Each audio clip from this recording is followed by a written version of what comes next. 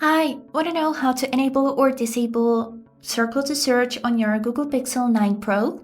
So, as a first step, let's talk about what is a circle to search. So, for example, let's open Google and here just circle any object that we can see here with the help of this feature. To activate it, we would need to hold our finger on this home button. Now let's circle this laptop and take a look on the results. So as you can see, basically this feature is analyzing the object that you have circled and then giving you similar results on the Google searching engine. That's it. Now there is people who likes this feature and who don't. Let me show you how to manage it.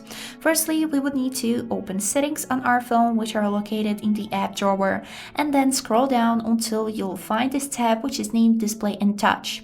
Click on it, scroll down until you'll find this tab named Navigation Mode and click on it. Then here, if we will scroll to the end of this page, you'll be able to find this feature Circle to Search. And if you can see that this slider is on the right side, this feature is enabled. By clicking on it, it will turn gray, which means it's disabled. And this is how it basically works. I hope this video was helpful and thank you for watching.